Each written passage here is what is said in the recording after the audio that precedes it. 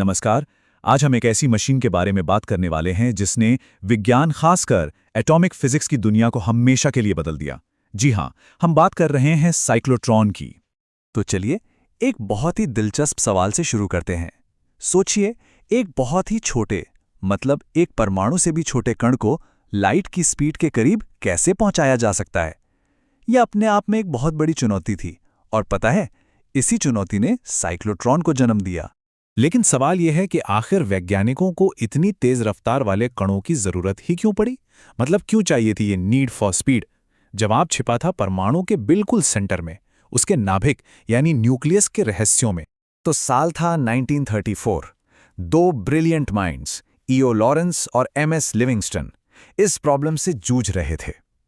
उन्होंने एक मशीन बनाई, एक ऐसी मशीन जिसका सिर्फ एक ही काम था, आवेशित कणों को मतलब आयनों को इतनी जबरदस्त रफ्तार देना कि वो सीधे परमाणु के न्यूक्लियस से जाकर टकराएं और उसके अंदर के सारे राज खोल दें। तो ये मशीन आखिर काम करती कैसे है? साइक्लोट्रॉन का जो बेसिक प्रिंसिपल है ना, वो जितना सिंपल है उतना ही ब्रिलियंट भी। ये सारा का सारा खेल असल में दो अलग अलग फील्ड्स के परफेक्ट कॉम्बिनेशन का है। देखिए, साइक्लोट्रॉन की पूरी जीनियस, उसकी पूरी होशियारी इसी बात में है कि वो दो ताकतों का इस्तेमाल करता है। एक है चुंबकीय क्षेत्र, जिसका काम है कण को मोड़ना, उसे एक गोल रास्ते पर घुमाते रहना।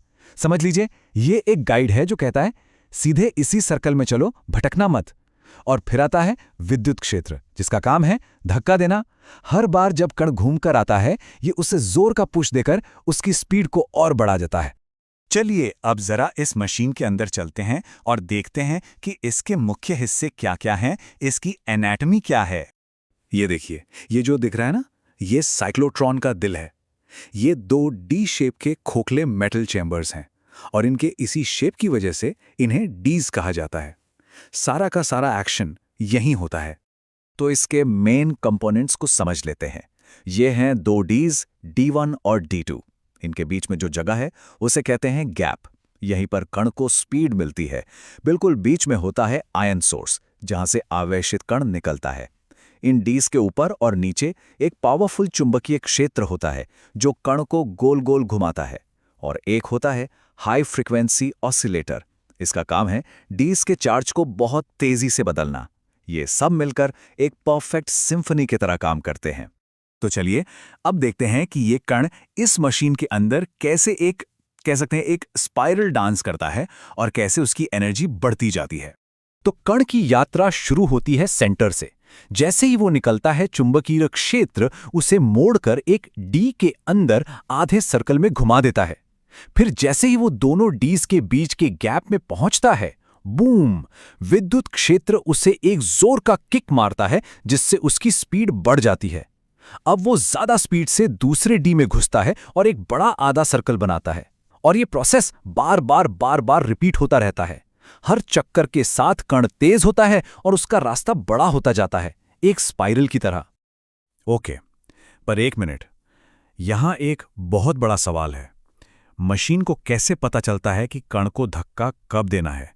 ये टाइमिंग इतनी परफेक्ट कैसे हो सकती है? इसका जवाब फिजिक्स के एक बहुत ही फंडामेंटल प्रिंसिपल में है। ये है इसका सीक्रेट सॉस। इसे कहते हैं रेजोनेंस कंडीशन या अनुनाद की शर्त। इसका सीधा सा मतलब यह है कि जिस फ्रीक्वेंसी से विद्युत क्षेत्र अपना चार्ज बदल रहा है, वो फ्रीक्वेंसी कण के घूमने की फ्रीक्वेंसी से एग्जैक्टली मैच होनी चाहिए। जब ये दोनों ट्यून में होते हैं तो कण को हर बार ठीक सही समय पर एनर्जी का वो परफेक्ट पुश मिलता है। और इसी ट्यूनिंग को एक फॉर्मूले से समझा जाता है, साइक्लोट्रॉन फ्रीक्वेंसी। ये मशीन की हार्ट बीट है, उसकी धड़कन। फॉर्मूला है μc = QB/2πm।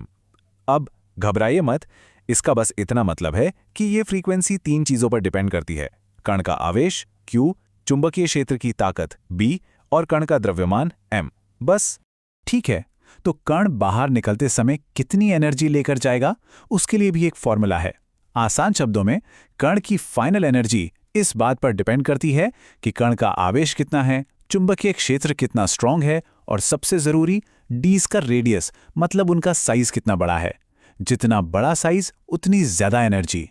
तो एक बार फिर इस तस्वीर को देखिए, ये पूरी कहानी को समराइज करती है। कण बीच में धीरे से शुरू होता है, फिर हर चक्कर में एनर्जी गेन करता है, उसका रास्ता स्पाइरल बनाते हुए बड़ा होता जाता है और आखिर में एक हाई एनर्जी कण बनकर मशीन से बाहर निकल जाता है। कितना एलिगेंट डिजाइन है। लेकिन साइक्लोट्रॉन सिर्फ फिजिक्स लैब्स की कोई फैंसी मशीन नहीं है। इसका असर हम सबकी जिंदगी पर भी पड़ता है। प्रयोगशाला से निकलकर यह हमारी दुनिया में आ चुका है। आज साइक्लोट्रॉन कहां-कहां इस्तेमाल हो रहे हैं।